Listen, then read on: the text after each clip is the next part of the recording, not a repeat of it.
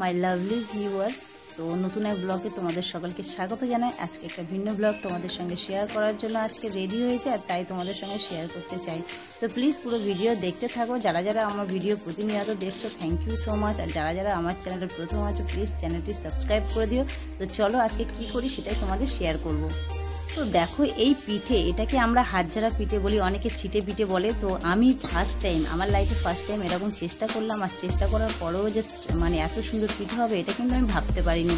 তো কিভাবে করলাম চলো পুরো ভিডিও তোমাদের সঙ্গে শেয়ার করি। দেখো আমরা ব্রাশ মানে কলা পাতার ডান্ডাকে ইউজ করি। তো সকাল সকাল চলে গেছি কলা গাছে, গিয়ে একটা ছোট্ট কলা গাছের ডান্ডা কেটে নিলাম, দিয়ে দেখো কলা গাছের ডান্ডা দিয়ে ব্রাশ করবো, আর ব্রাশ করে তাতে তেল দিয়ে তারপরে পিঠেটা করব। তো এইখানে দেখো আমি আটা নিয়েছি, চালের আটা নিয়েছি, আর চালের আটাকে ভালো করে চেলে নেব।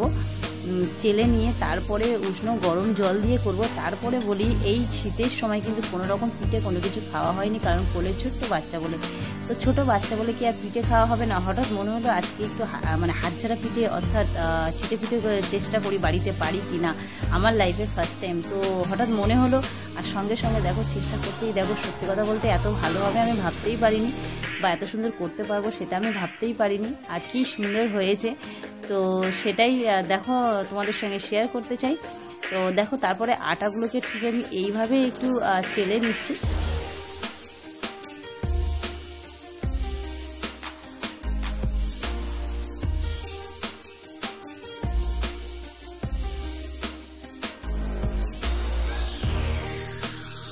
এখানে একটা ব্যাপার হয়েছে জানো তো, আমি তো মানে প্রথম থেকে শেষ অবধি আমি করেছি, আর করার পরে যখন আমি পিঠেটা স্টার্ট করি তখন কিন্তু মানে আমার ফোনে ক্যামেরা চলছিল, কিন্তু জানি না কেন এখানে সেই ভিডিওটা শো করছে না।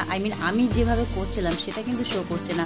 পরের স্টেপে সুইটি করেছে, আমি খুব অবাক হয়ে গেলাম, যেহেতু একটা ছোট্ট বাচ্চা মেয়ে, তো কী সুন্দর শিখেছে, শিখে ও যে এত সুন্দর পিঠে করবে সত্যি কথা এটাও আমি ভাবতে পারিনি, কারণ আমি নিজেই পারতাম না বা নিজেই আমি জানতাম না। তো তারপরে আমি করার পরে ও বললো মা আমি এইভাবে একটু চেষ্টা করি, তাই আমি বলি হ্যাঁ করো। তো ও যে এত সুন্দরভাবে করলো সেটাই তোমাদের সঙ্গে শেয়ার করবো, কারণ কি আমি যেভাবে করেছি সেই ভিডিওটা এখানটা নেই, কারণ সেটা কিভাবে ডিলিট হয়ে গেছে, কি ক্যামেরা অন ছিল না আমি বুঝতে পারছি না।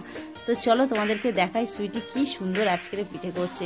তো দেখো ঠিক এইভাবে আমি চালগুলোকে ভালো করে চেলে নিয়েছি।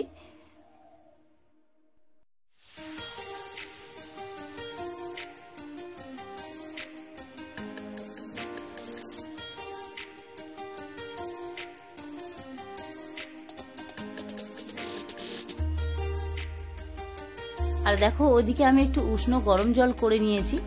এখানে তোমরা ঠান্ডা জলও দিতে পারো, কিন্তু উষ্ণ গরম জল দিলে পিঠেটা একটু নরম মতন হয়, আর ফ্লেভারটাও খুব সুন্দর আসে। আর ঠান্ডা জলে করলে পিঠেটা অনেকটা শক্ত হয়ে যায়।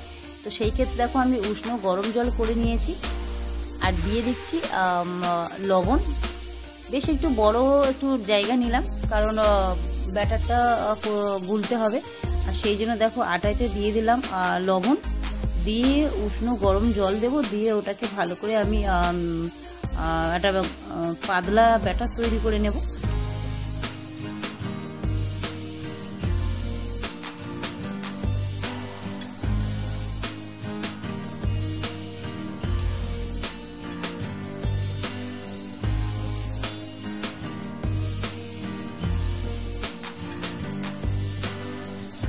তো দেখো ব্যাটারটা ঠিক এইভাবেই আমি তৈরি করে নিয়েছি।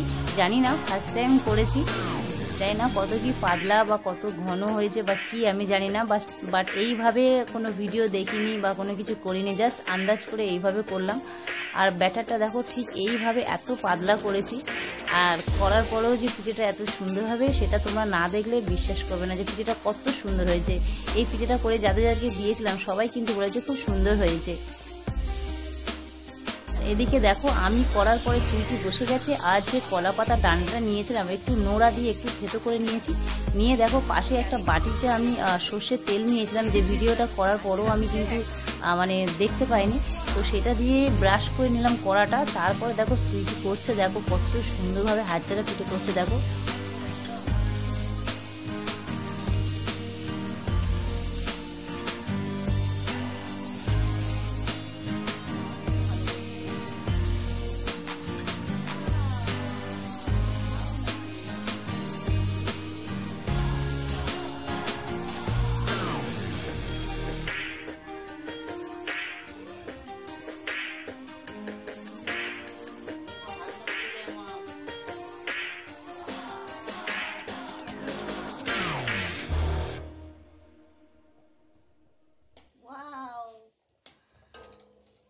ভিজে গেছে হাত ধরে